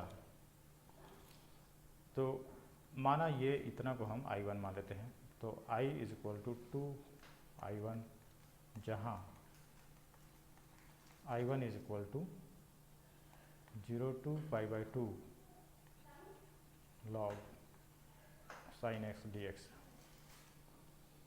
इसलिए i1 इज इक्वल टू हमारे पास 0 to pi by 2 log sine x D x से। तो इसको हम समीकरण नंबर 3 नाम दे देते हैं, और इसको समीकरण नंबर 4 नाम दे देते हैं। अब यहाँ पे देखते हैं कि i1 is equal to 0 to pi by 2 log sine pi by 2 minus x D x. क्यों? क्योंकि 0 to pi by 2 f x D x is equal to 0 to pi by 2 f A minus x D x. इसको ए लिख सकते हैं 0 to ए। तो हमारे पास हो जाएगा 0 to pi by 2 log sine pi by 2 minus x is equal to हो जाएगा कॉस एक्स डी एक्स। तो इसको मैं 5 नंबर नाम देता हूँ। तो ये हमारा i1 हो गया।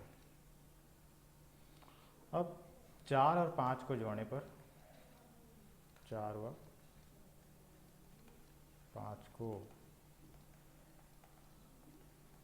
जोड़ने पर हमारे पास हो जाएगा i1 और i1 हो जाता है 2i1 बराबर, इसको जोड़ा तो हो जाएगा 0 to pi by 2 log sine x plus 0 to pi by 2 log cos x dx। तो यहाँ पे देखते हैं कि 0 टू पाई बाई 2 दोनों में है, integration of 0 to pi by 2 जो, तो इसको हम लोग ऐसा भी लिख सकते हैं 2i1 is equal to 0 to π/2 log, यहाँ पे sin x है और यहाँ पे cos x है, तो हम इसको ऐसा लिख सकते हैं log sin x plus log cos x dx this is equal to 0 to π/2। ये हो जाएगा log sin x into cos x dx। क्यों हो जाएगा? क्योंकि log m plus log n बराबर हो जाता है log m into n।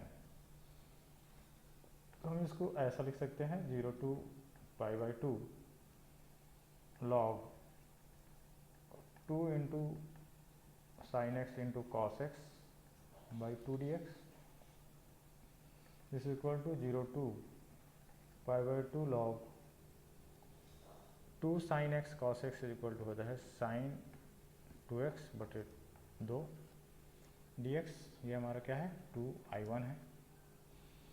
This is equal to 0 to π/2 log sin 2x minus log 2 dx।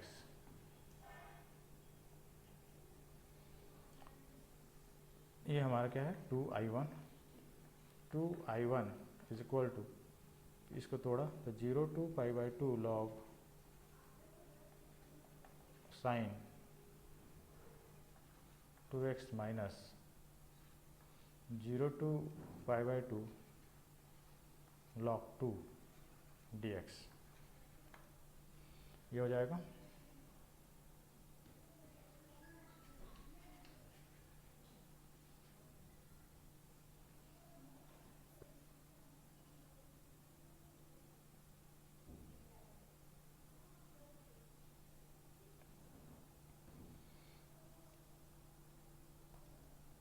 तो हमारा हो जाता है 2i1 is equal to,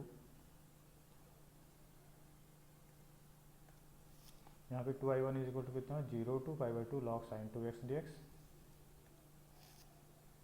0 to π/2 log sin 2x dx minus 0 to π/2 log 2 dx।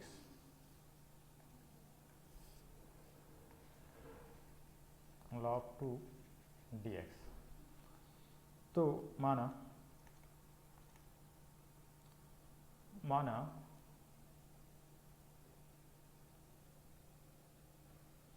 2x is equal to t, तो कितना हो जाएगा? 2 into d x is equal to d t, या dx is equal to 1/2 dt बोल सकते हैं। और जब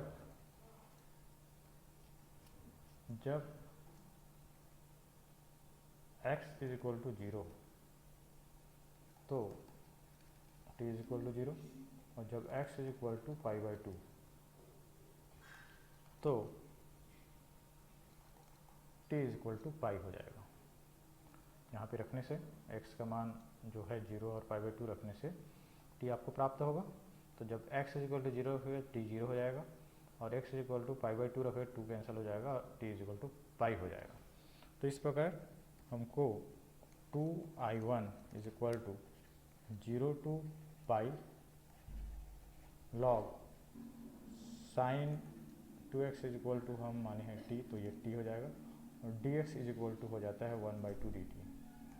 तो 1/2 dt माइनस यहाँ पे 0 to π/2 है log 2 dt। तो इसको 0 to pi log sin t है, इसको ऐसा भी लिख सकते हैं, एक चर का दूसरे चर में परिवर्तन करने से कोई अंतर नहीं आता है, इसलिए ये हो जाएगा 1/2 dx माइनस इसका हम जैसे कि यहाँ पे log 2 जो है अचर है, तो यहाँ पे 1 बचेगा, और 1 का है ना यहाँ पे dx आएगा। यहाँ पे इसका अगर समाकलन किया जाए तो हमको प्राप्त होता है x, और ये 0 to π/2 इसका समाकलन की उच्च सीमा और निम्न सीमा है। तो इस प्रकार से हमको प्राप्त होता है 2i1 इज इक्वल टू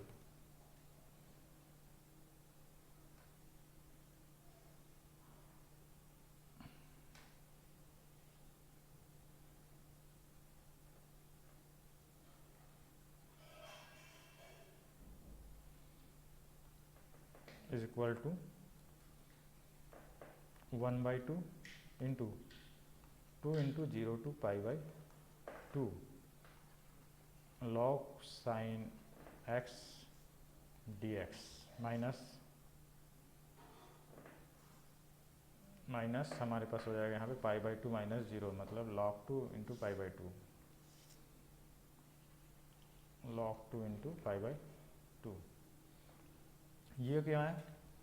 तो चूँकि 0 to 2a F x is equal to होता है 0 to a 2 into 0 to a f x D x, इसलिए ये ऐसा हो गया, क्योंकि पाई को हम 2 इंटू पाई बाई 2 लिख सकते हैं।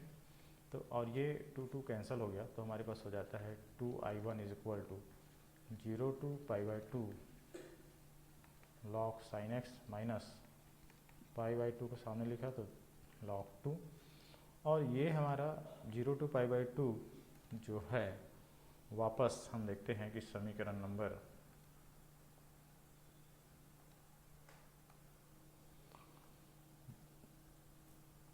यहाँ पे इसको हम माने हैं i1,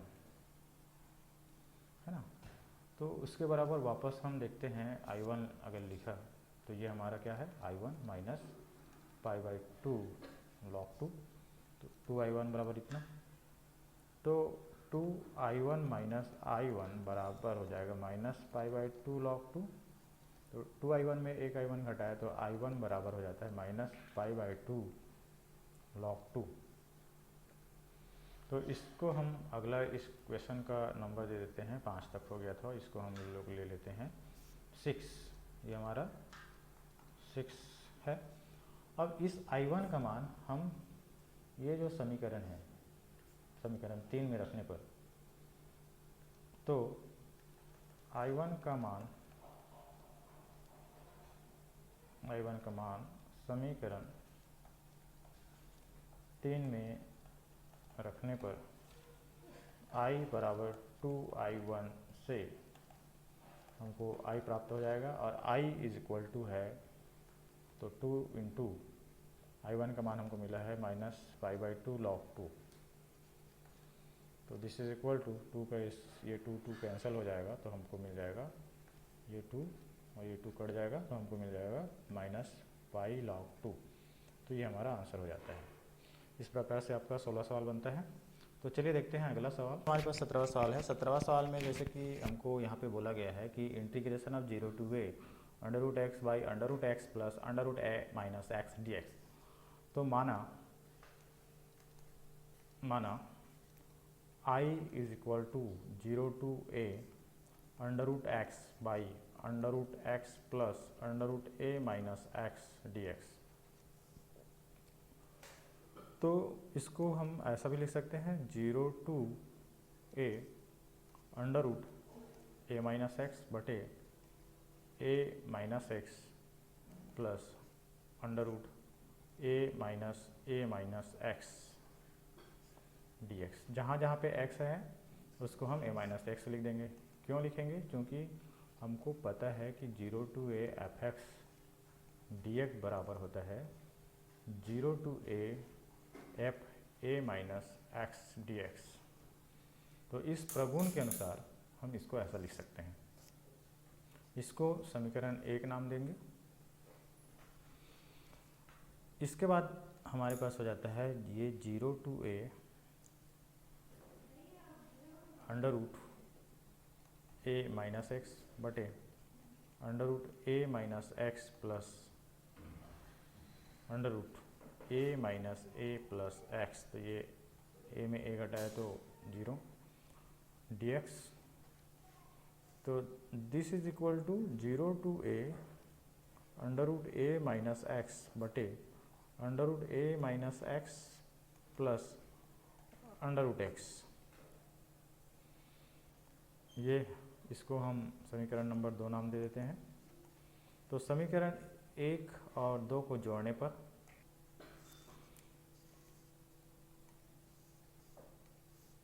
तो समीकरण 1 व 2 को जोड़ने पर हमको प्राप्त हो जाएगा i, और ये जो i है, ये दोनों i जोड़ के क्या हो जाएगा हमारे पास 2i, और ये इन दोनों को राइट साइड में जोड़ेंगे तो ये हो जाता है 0 to a under root x बटे under root x plus under root a minus x dx plus 0 to a under root a minus x बटे under root a minus x plus under root x dx। This is equal to 0 to a। तो यहाँ पे देखते हैं कि हर में जो पद है वो समान है, तो इसको एक बार लिख लेते हैं। तो ये हो जाता है under root x plus under root a minus x, और ऊपर वाले को भी अपन हर समान है इसलिए जोड़ देते हैं, तो ये हो जाएगा a माइनस एक्स dx। यहाँ से देखने से स्पष्ट रूप से दिख रहा है कि ये जो पद है समान है, इसलिए इसको भाग दिया तो एक बार में कट जाता है, तो हो जाता है 0 to a 1 इंटू dx। तो इसका अगर हम समाकलन करें तो 1 का समाकलन x 0 to a, तो हमारे पास हो जाएगा a minus 0, this is equal to a। तो 2i is equal to a, तो i इज इक्वल टू हो जाएगा a बाई 2। तो ये हमारा आंसर हो जाता है a बाई 2। इसके बाद है नेक्स्ट सवाल, हमारा 18वां सवाल। तो चलिए बनाते हैं 18वां सवाल। तो यहाँ पे हमको जैसे कि हमको यहाँ पर जो फलन है f(x) इज इक्वल टू दिया है x माइनस 1। तो ये जो है हमारे पास जो मापांक फलन है वो जो है उसका मान ऋणात्मक हो सकता है जब x इन लेस देन 1, और धनात्मक हो सकता है जब x ग्रेटर देन 1 हो। तो हमारे पास इस फलन के ऋणात्मक और धनात्मक दो मान होंगे, और वो जो ऋणात्मक और धनात्मक मान है उसके लिए क्रिटिकल पॉइंट 1 है। तो हम इसको क्या करेंगे, तोड़ के बनाएंगे। तो हम इसको लिख देंगे 0 to 4 integration of 0 to 4 mod of x minus 1 is equal to integration of 0 to 1, और 0 to 1 मतलब 1 से जब कम है तो हमारे पास फलन है वो ऋणात्मक है, प्लस इंटीग्रेशन ऑफ 1 to 4 मतलब 1 से जब 4 के बीच है x का मान, तब इस फलन का जो मान है वो धनात्मक है। तो इस प्रकार से हम इसको ऐसा लिख सकते हैं, और ये प्रगुण इसका ऐसा है कि ab f(x) dx is equal to integration of a to c f(x) dx plus integration c to b और f(x) dx। तो दिस इज इक्वल टू हमारे पास हो जाता है, ये माइनस को बाहर निकाल दिया तो हमारे पास हो जाएगा 0 to 1 x minus 1 dx plus 1 to 4 x plus 1 dx। तो माइनस इसका समाकलन किया x का तो हो जाएगा x square by 2 minus 1 into x, plus यहाँ पे हो जाएगा एक्स स्क्वायर बाई 2 प्लस 1 का समाकलन x 1 इंटू एक्स और 1 to 4। तो इसके बाद इसका जो समाकलन की सीमा है वो भी लिख लेते हैं यहाँ पे। तो एक बार 1 रखेंगे इस फलन में और एक बार 0 रखेंगे माइनस करके, तो ये हो जाता है जब 1 रखेंगे तो हो जाता है 1 का स्क्वायर बाई 2 माइनस ये 1 का स्क्वायर बाई 2 माइनस 1 × 1, उसके बाद माइनस चिन्ह लगाएंगे, उसके बाद 0 रखेंगे तो ये हो जाएगा, 0 रखेंगे तो ये पूरा पूरा 0 हो जाता है। उसके बाद दूसरा वाला में देखते हैं, तो दूसरा वाला में पहला उच्च सीमा इसका 4 है, तो हो जाता है 4 का स्क्वायर बटे 2 धन 1 × 4 ऋण, उसके बाद 1 रखना है तो 1 का स्क्वायर बटे 2 धन 1 × 1।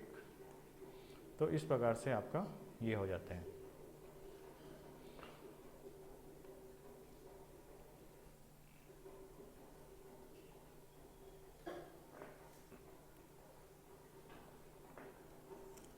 तो हमारे पास हो जाएगा -1/2 ऋण 1, माइनस 1 का वर्ग 1/2 ऋण 1, उसके बाद धन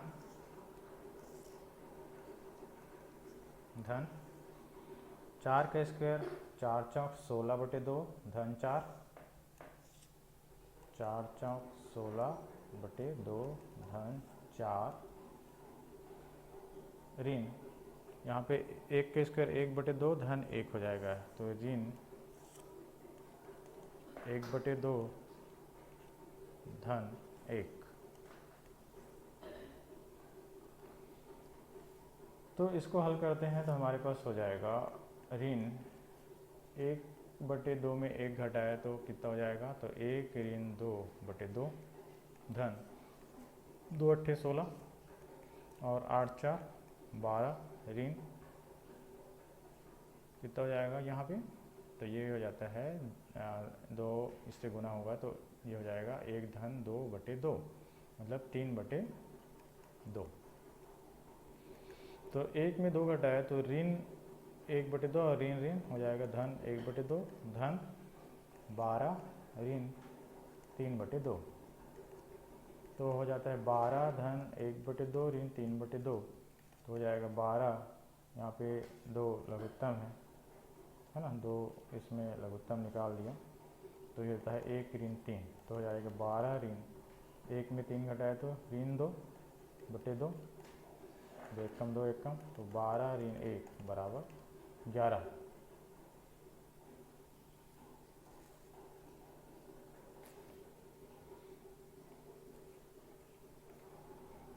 तो यहाँ पे धन लिख दिए थे अपन, तो इसको ये त्रुटि लिखने में हो सकता है आपसे भी, तो ये ऋण करना है तो ये, क्योंकि क्वेश्चन में हमको ऋण ही दिया था तो ये ऋण हो जाएगा, तो ये भी हमारा ऋण हो जाता है।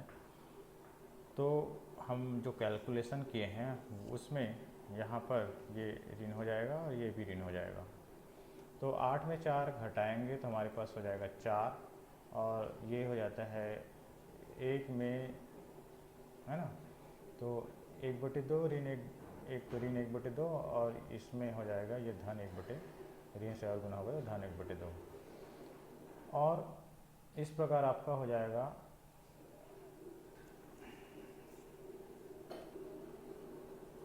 तो यहाँ पे देखते हैं कि ये 1/2 ये ऋण 1/2 और ऋण में गुना हो धन 1/2 हुआ, ये 4 धन 1/2 और 1/2 और 1/2 इसको जमा के लिखा और इसमें हर समान है तो इसका अंश भी जुड़ेगा, तो 1 धन 1 2 और 2 2 एक बार में कट जाएगा, तो 4 और 1 5। इस प्रकार हमारा जो आंसर आता है I = 5 प्राप्त होता है।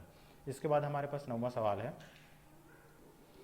इसके बाद हमारा 19वां सवाल बोलता है कि दर्शाइए कि 0 to a integration of 0 to a fx dx dx = 2 × 0 to a fx dx, यदि f और g को fx = f(a-x) एवं gx + g(a-x) के रूप में परिभाषित किया जा सके। तो चलिए बनाते हैं, तो चलिए देखते हैं, तो सॉल्व। तो यहाँ पे हमको दिया है 0 to a fx gx dx = integration of 0 to a f(a-x) और g(a-x) dx। ये क्यों हुआ? चूँकि 0 to a fx dx = होता है 0 to a f(a-x) dx, और चूँकि हमको यहाँ पे दिया है कि f a minus x is equal to F x है, तथा g x plus g a minus x is equal to 4 दिया है, या g a minus x is equal to 4 minus g x.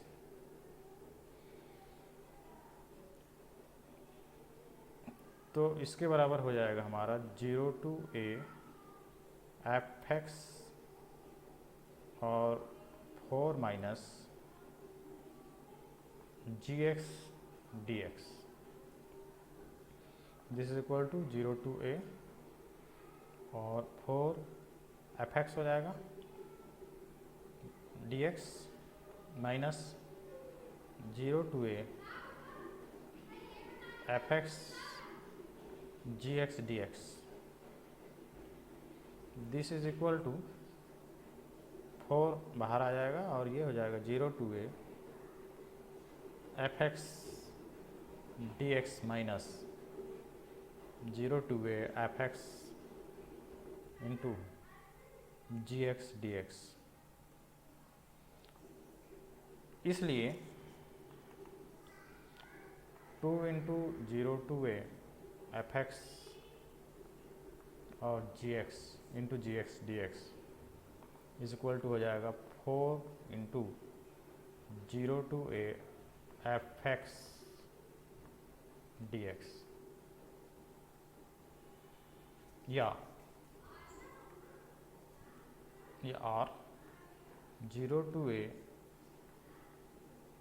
F x into g x D x is equal to 4/2 0 to A F x D x, तो 2 एकम 2 दूनी 4, तो हो जाएगा 2 into 0 to a और F x D x.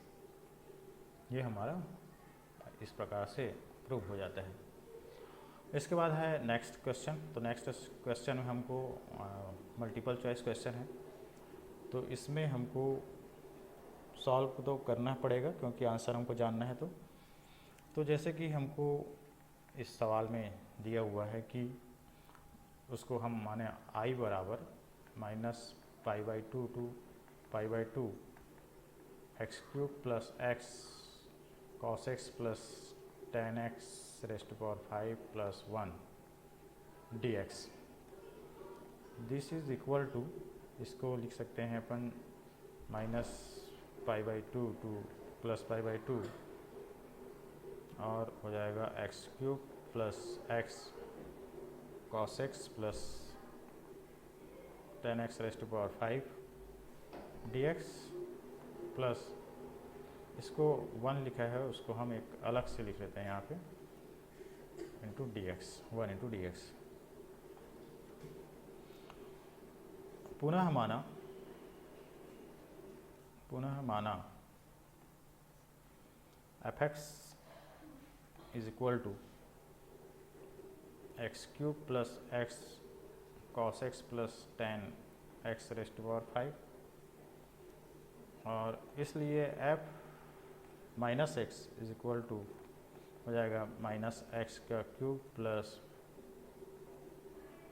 Plus minus x into cos minus x plus tan minus x raised to power 5, this is equal to minus x cube minus x cos x minus cos x raised to power 5, this is equal to minus f x.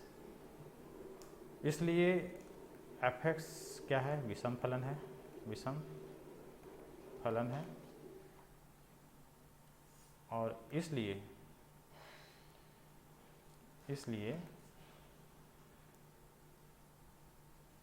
आई बराबर हो जाएगा 0 to -π/2 to plus π/2 f x is equal to -π/2 to 2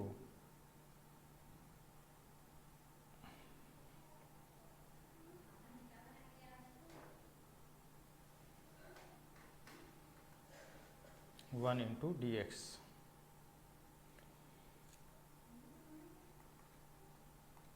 तो यहाँ पे ये चूँकि f(x) जो है विषम फलन है, इसलिए इसका मान 0 हो जाएगा और इसका हो जाएगा x और -π/2 और ये +π/2। तो इसको लिख सकते हैं माइनस, तो पहले वाले है +π/2 minus -π/2, this is equal to π/2 minus +π/2, this is equal to 2 और पाई जोड़ेंगे 2π, 2 कैंसिल हो गया तो हमारा हो जाता है पाई। तो i इज इक्वल टू हमारा पाई हमारा आंसर हो जाता है। तो इसमें जो मल्टीपल चॉइस क्वेश्चन है इसमें हमारा सी जो है आंसर हो गया। उसके बाद इसका दूसरा जो है 21वां सवाल मल्टीपल चॉइस क्वेश्चन का हमको दिया है जैसे कि, तो इसको चलिए बनाते हैं। तो हमारे पास हो जाता है सॉल्व। तो माना i इज इक्वल टू हो जाएगा 0 to π/2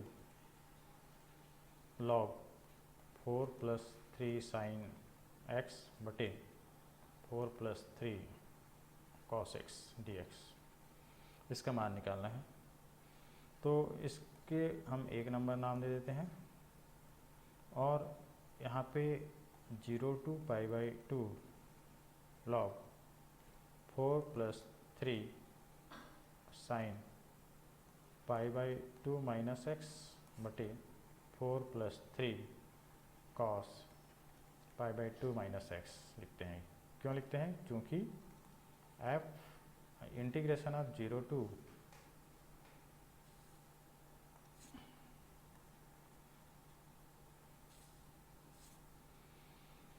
चूँकि integration of 0 to a f(x) dx this is equal to integration of 0 to a f(a - x) dx होता है। तो ये हो जाता है 0 to π/2 log 4 + 3 sin 90 - थीटा होता है, या 90 - x इज इक्वल टू हो जाएगा cos x बटे 4 + 3 cos का sin x dx हो जाएगा। इसको समीकरण नंबर 2 नाम दिया। तो समीकरण 1 और 2 को जोड़ने पर,